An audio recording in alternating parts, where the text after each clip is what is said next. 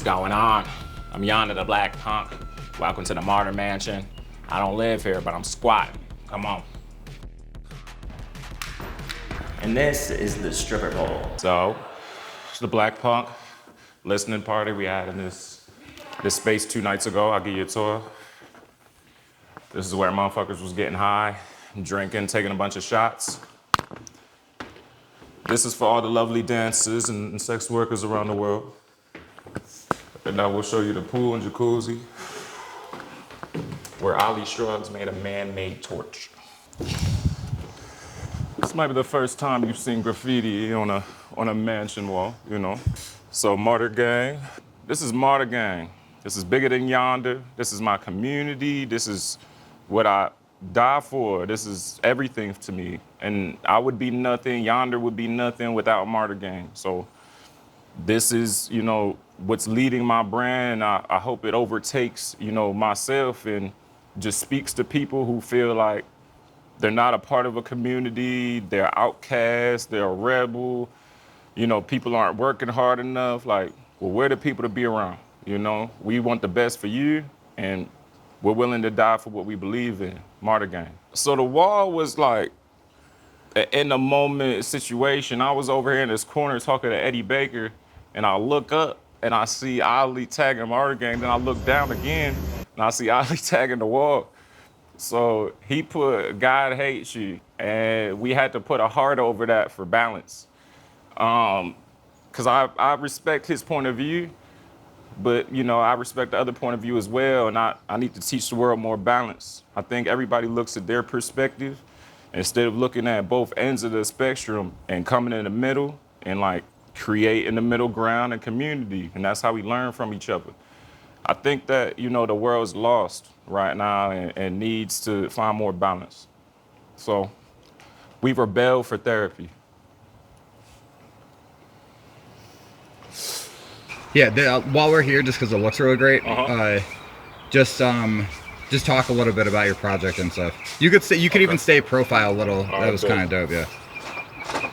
So, The Black Punk is a timestamp for where I'm at personally, and I feel like where the world is. I feel like there's a lot of performative punk going on, a lot of performative just worldview, and everything that we're in, we don't know the truth, we don't know what's authentic, and I feel like this project for me was 4 years of living, and I made this project in 2 days. You know, 17 songs, and it's just like my full learning of everything that I've been, you know, taking in over the past couple years. And I just wanted to put it in a project, you know, and I never rush my projects, even though I make them quick. And I hope this frustrates people. I hope this pisses people off.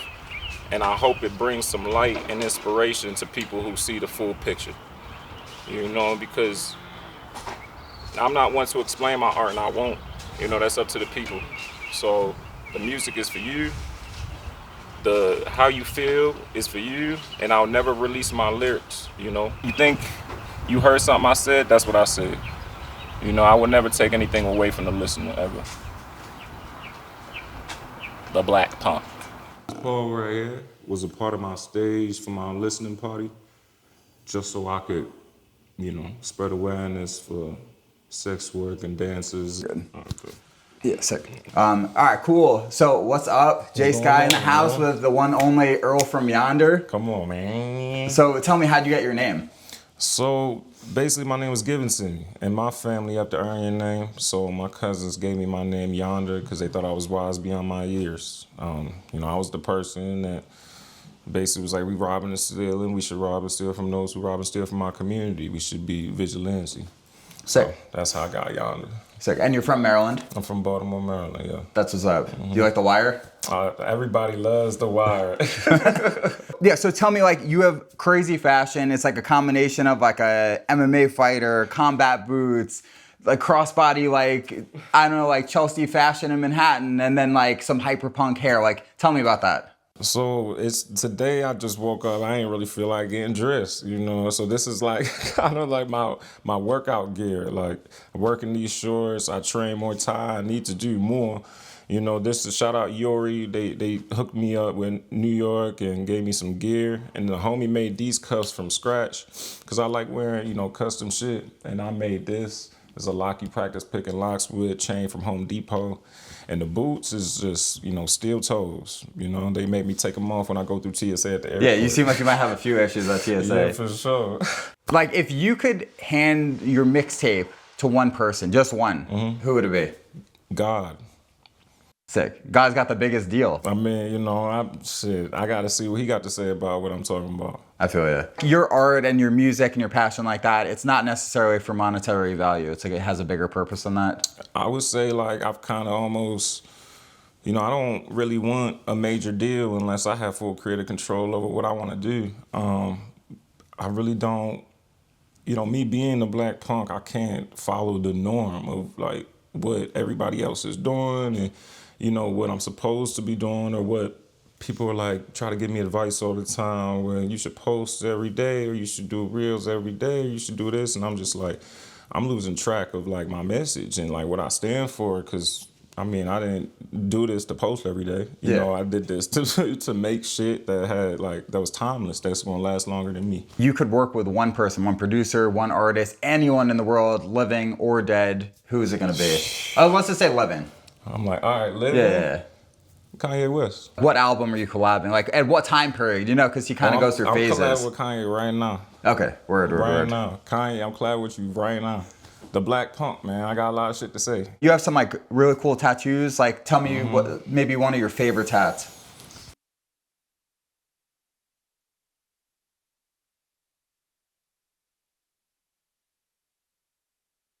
Yeah. You know, for tattoos, so this is how I black out my arm. This is 7 Black Panther party logos. So blacking out my arm, you know. And I don't know, all my tattoos are very custom and true to me. This is God and the devil shaking hands for duality and balance, because, you know, I'm big on that. And, you know, I'm gonna keep just adding more to the canvas. Sick. That's what's up. As far as just like future plans for the music, I know you just dropped an album. I saw on your IG story this week some crazy bangers in this exact house. Tell me about the parties. So the parties is just like, I don't know. I've been throwing parties for a while, and I pride myself on throwing parties that are safe spaces for everybody. Like, not too much shit go wrong at my parties, and it's just because I think people have a high respect for what I'm trying to do, and I have a high respect for everybody who comes to my party. So it's like, yeah, it's like a controlled chaos. For sure. You know what I mean? And I think that's what like people like are very interested in. And if you don't come, you got FOMO, because you like, man, like, I was nervous about it. I probably should have went. And then like you see like how good it was like online or whatever. And then that just, you know, it grows the brand and it grows the community. And then would you say just like people that you work with and things like that, is like, are you meeting a lot of your collaborators at parties or on the internet? Like, how do you meet people that you usually fuck with? So I'm good at Instagram. I'll DM you and be persistent. Like, so many people at the party was like, yo, like, Yonder hit me on Instagram. Like, I didn't have too much music out, but like, he hit me to work. And it's like, I have this eye that I like working with people who aren't huge. Yeah. You know, I like finding the kid that's like in the middle of Wisconsin, like making beats in his basement. Like, I'm looking for those people because those are like the hungry people who don't care about this fame and like this clout and all this extra shit. They care about making good quality shit. And that's all I want to do, you know, is make authentic, good quality shit. So I think, you know, I meet a lot of these people by researching and trying to find them. You know, these people don't really find me. I find them.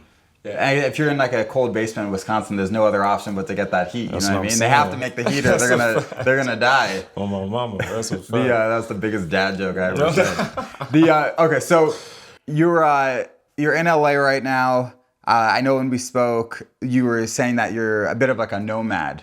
Tell me about that. Like, how's that lifestyle? Like, pros and cons of that. So I'm not a bit of a nomad, I'm a nomad. Yeah. I'm just like, we just happen to be in a mansion right now, you know, because shout out the homegirl Zara, like, you know, she let me throw the listening party here. She looks out, and that's why I'm proud of my community, because, you know, I'm able to move around and reach different people and help different people because I don't have a home base, you know, so it keeps me moving, it keeps my work ethic insane, you know, so when I leave here, I'm going to Atlanta, and then when I leave Atlanta, I'm going to Miami, and then I can go back to New York and, you know, handle some shit over there, but me being, like, I was homeless a year ago from today, like living out of my Jeep in LA.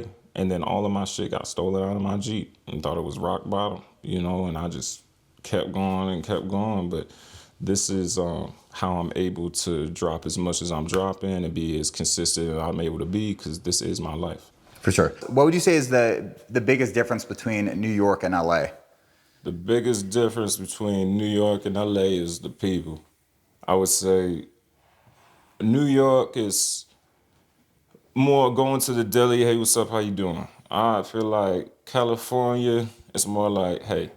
And then more community-based, maybe in New York where you can get more things done in the same day. You can do a show, you can have a photo shoot, 2 photo shoots, but in LA, you might have a photo shoot in the morning and then have traffic and gotta travel all the way to like, you know, a whole nother part of Los Angeles or California. It makes it a little more difficult if you don't have a car.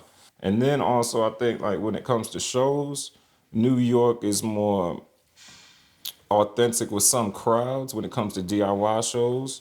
And then California is more Hollywood. Tell me a little bit about the album and the release party.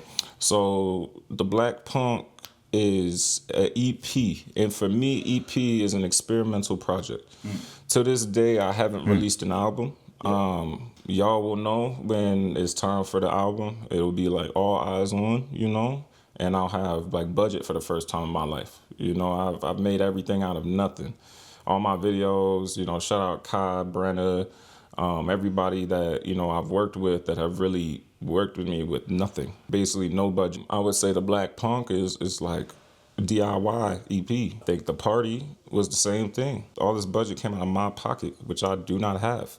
You know, and I just wanted to break even. Like, that's what I do. I really take risk every day. I sacrifice every day for this message of authenticity and helping other artists try to get to where they want to go. So I'm going to just rapid fire a couple words, and then you're going to say the first word that comes to mind. Cheese doodle. You said cheese noodle or cheese doodle? Oh. What's a cheese noodle? Oh, shit. I thought you was coming out with some shit. Cheese doodle, shit. Yellow. Perfect. All right.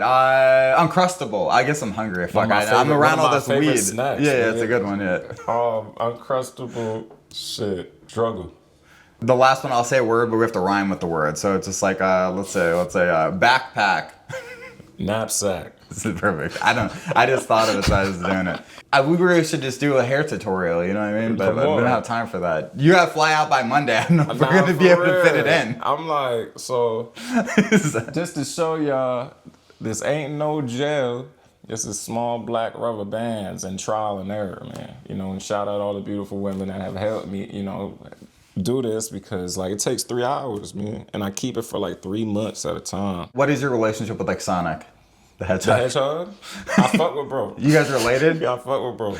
Bro fast as shit. Yeah.